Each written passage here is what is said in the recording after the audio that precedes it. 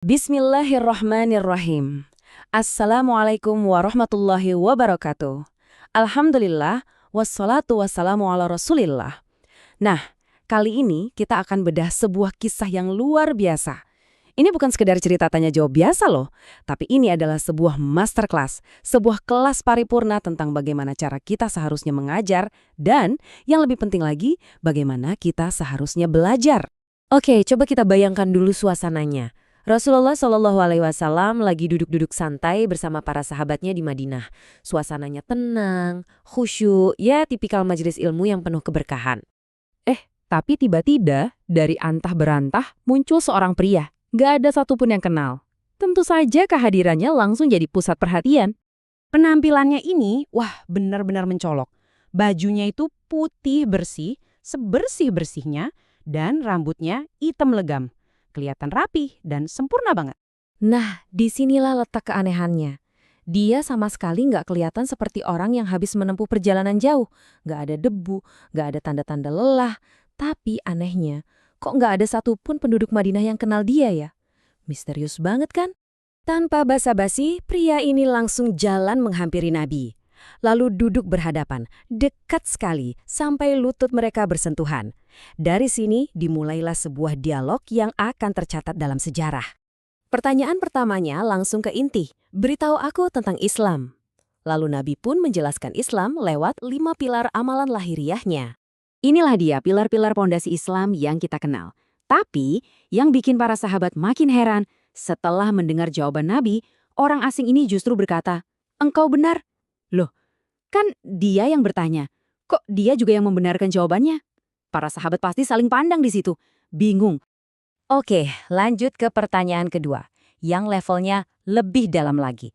Dari yang kelihatan di luar, sekarang masuk keyakinan di dalam hati. Beritahu aku tentang iman. Rasulullah pun menjelaskan keenam rukun iman. Keyakinan-keyakinan inti yang jadi fondasi dari semua amalan seorang muslim. Dan coba tebak, pola yang sama terulang lagi. Pria itu mengonfirmasi, engkau benar.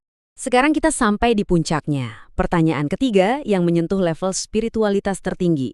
Beritahu aku tentang ihsan. Jawaban Nabi ini begitu indah dan mendalam. Ihsan itu adalah saat kita beribadah dengan kesadaran penuh bahwa Allah sedang melihat kita.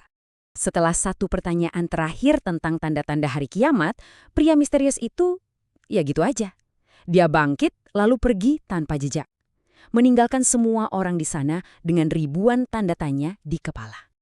Selang beberapa waktu, barulah misteri itu terpecahkan. Nabi menoleh ke arah Sayyidina Umar dan mengungkap semuanya. Ternyata tamu tadi bukan manusia biasa. Dia adalah malaikat Jibril yang sengaja datang untuk mengajarkan mereka tentang agama Islam secara langsung. Pengungkapan ini mengubah perspektif kita 180 derajat. Jadi, semua yang barusan terjadi itu bukanlah sebuah interogasi.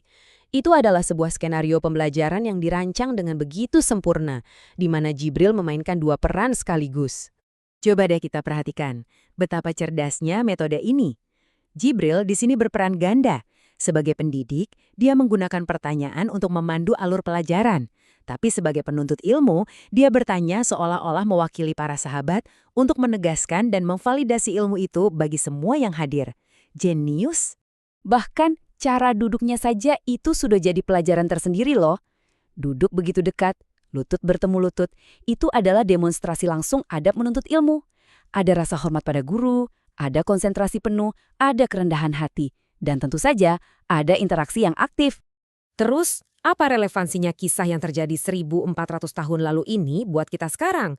Oh, jangan salah, filosofi pendidikan di dalamnya itu abadi, tak lekang oleh waktu. Hadits ini tuh seperti sebuah blueprint, cetak biru untuk sebuah sistem pendidikan yang ideal. Pendidikan yang interaktif, holistik, menyentuh aspek luar, dalam, dan spiritual. Dan yang terpenting, fokusnya adalah membentuk karakter, bukan sekedar mengisi kepala dengan berbagai macam fakta. Nah, ini yang jadi bahan renungan penting buat kita semua. Kalau pendidikan modern seringkali terlalu fokus pada apa yang harus dihafal, hadis ini justru menekankan bagaimana cara belajar yang benar dan mengapa ilmu itu penting. Pertanyaannya adalah, apa yang bisa kita ubah dari cara kita belajar dan mengajar saat ini agar lebih bermakna? Alhamdulillahirabbil alamin.